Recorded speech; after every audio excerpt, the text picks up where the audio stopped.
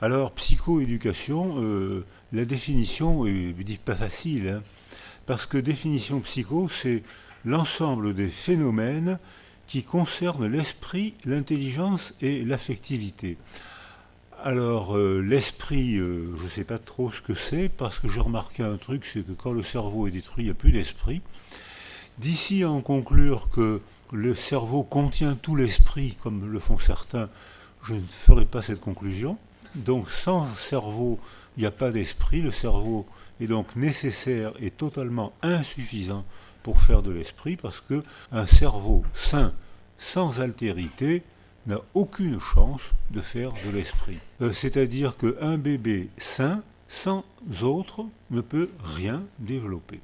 Donc, le cerveau est nécessaire, totalement nécessaire et totalement insuffisant. L'intelligence, alors ça, pour la définition de l'intelligence, alors ça, Binet-Simon disait l'intelligence, c'est ce que mesure mon test. Mais qu'est-ce qui mesure votre test? Ben, c'est l'intelligence. Mais qu'est-ce que c'est l'intelligence? Ben, c'est ce que mesure mon test.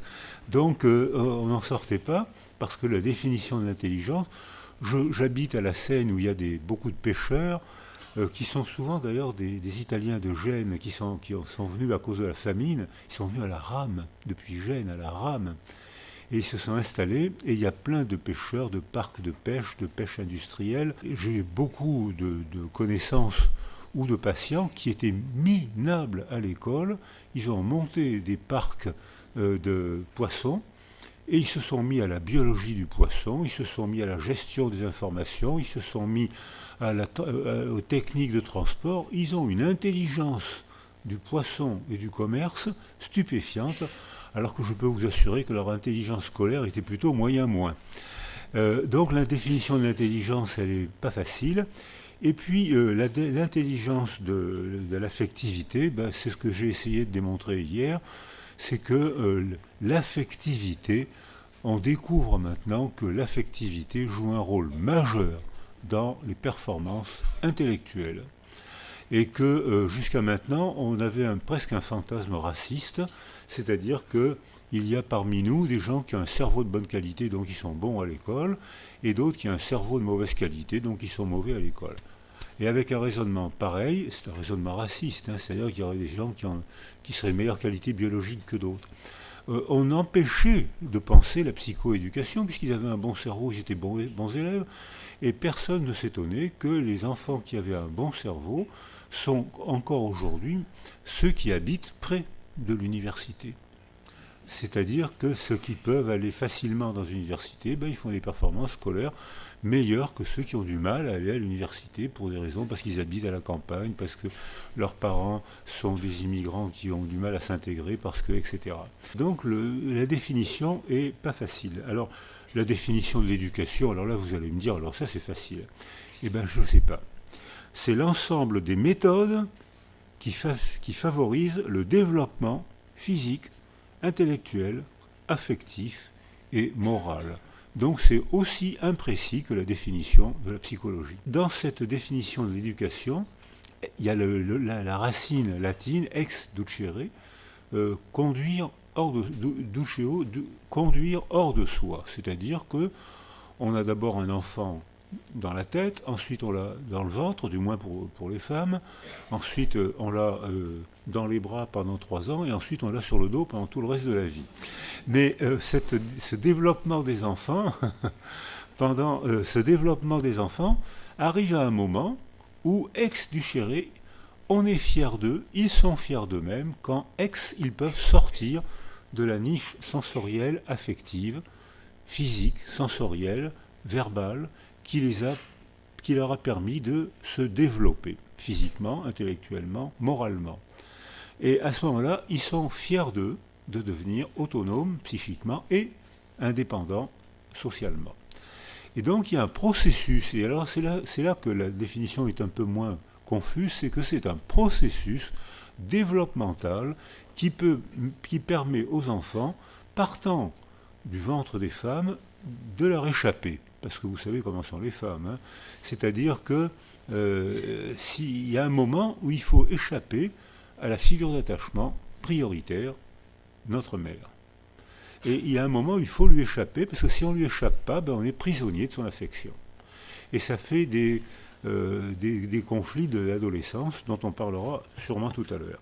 Tous les enfants, sauf ceux qui ont des maladies génétiques, sauf ceux qui ont des anomalies cérébrales, on va dire, pour faire un schéma, que 99,9% de nos enfants, quand ils arrivent au monde, ils ont toutes les compétences à la psychoéducation. Compétences à la psychoéducation. Mais c'est le milieu qui va leur permettre de transformer ces compétences en performances. Et selon la structure du milieu, certains vont faire de bonnes performances, d'autres vont faire des performances moins bonnes, d'autres vont rater les performances. Mais un bon départ dans la vie, c'est pas gagné pour la vie.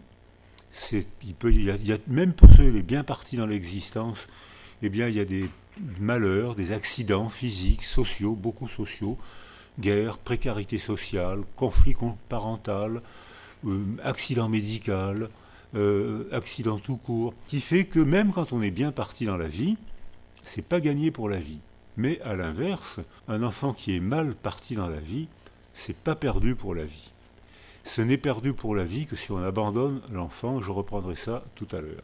Mais si on entoure l'enfant, puisque le mode de raisonnement que je vous propose, c'est un raisonnement systémique, c'est pas la réduction à une cause qui va provoquer un effet, c'est une convergence de causes sur un organisme et un psychisme en voie de développement qui va provoquer un effet bénéfique ou maléfique, selon la structure du contexte. Le raisonnement épistémique, c'est qu'il faut s'entraîner à raisonner en termes de transaction entre ce que je suis, moi, enfant en cours de développement, et ce qui est autour de moi, dans ma famille et dans ma culture.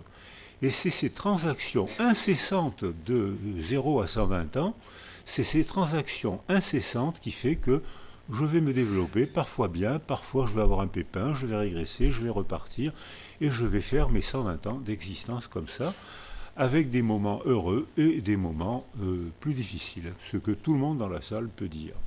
C'est des raisonnements totalement différents de ceux qu'on nous apprenait jusqu'à maintenant, où on cherchait la cause des bons résultats scolaires. Alors ça pouvait être le cerveau de bonne qualité, ça pouvait être l'enseignement de bonne qualité, ça pouvait être...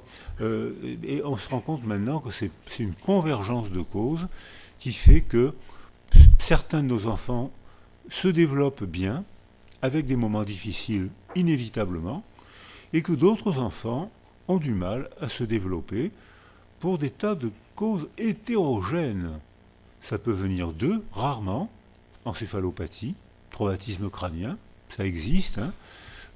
Ça vient le plus souvent de autour d'eux, c'est-à-dire comment la structure familiale, la structure sociale propose des tuteurs de développement plus ou moins efficaces qui permettent aux enfants de transformer leurs compétences qu'ils ont pratiquement tous à peu près pareilles, leurs compétences en performances qui ne sont pas toujours pareilles.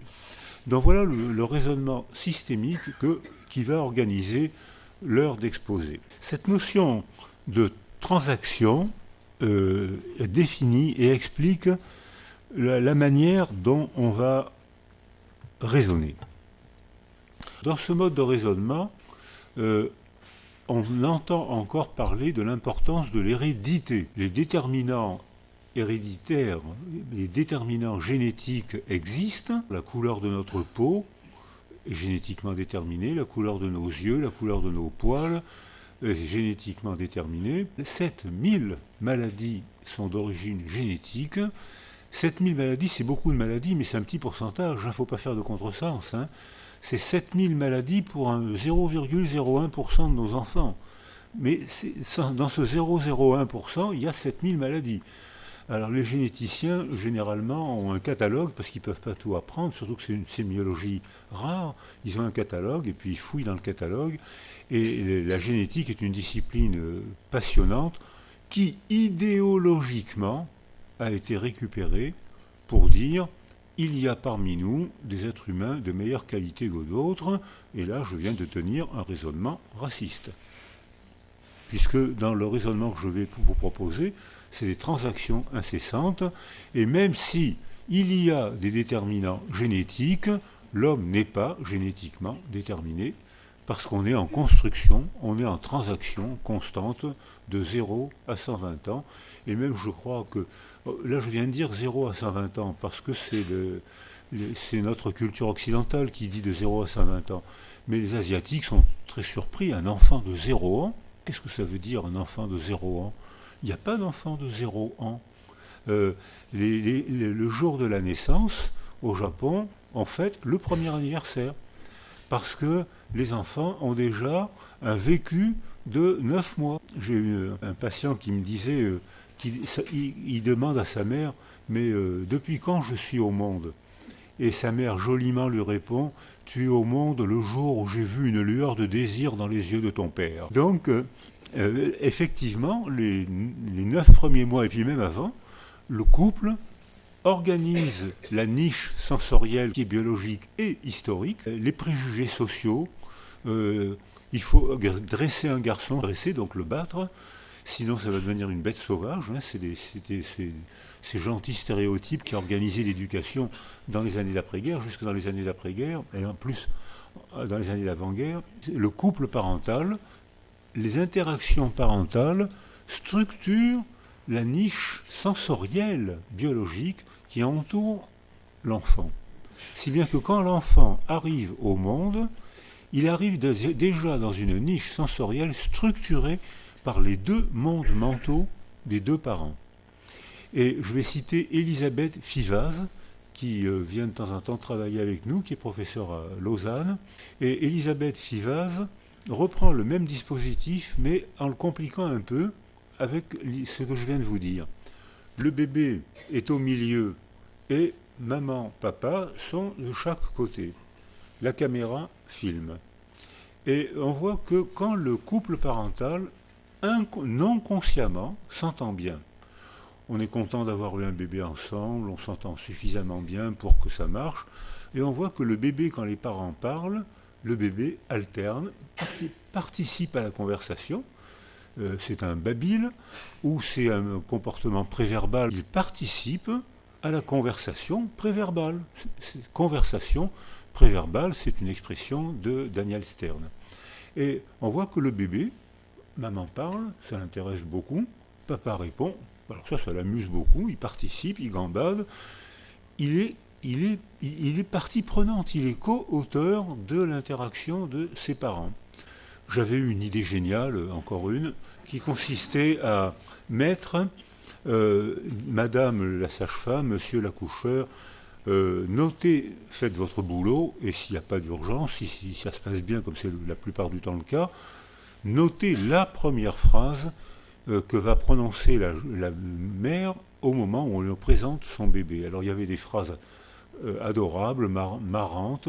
La première phrase, généralement, la première phrase, c'est « Oh !» C'est-à-dire, c'est l'onomatopée de la mère qui a porté le bébé pendant 9 mois, qui le voit pour la première fois. Elle l'a vu à l'échographie, mais c'était... Alors les mères disent « Oh, oui, c'est moyen moins à l'échographie. Hein, » Et là, elle voit le bébé pour la première fois.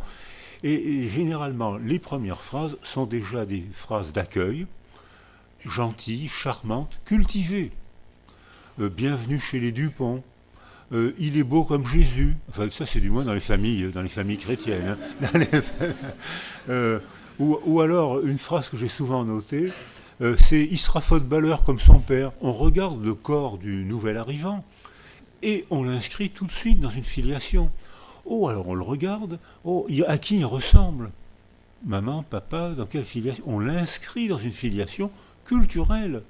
Le mec, il arrive au monde. Déjà, il est inscrit dans une culture. Et alors, une phrase que j'ai notée est oh, il a le nez de sa grand-mère. Tu parles, le gars, il arrive avec une truffe comme ça, alors que la grand-mère a un tarbouif comme ça. C'est faux, ça n'a aucune importance. On l'inscrit dans une filiation. Et les mots qui sont prononcés sont déjà des mots d'accueil.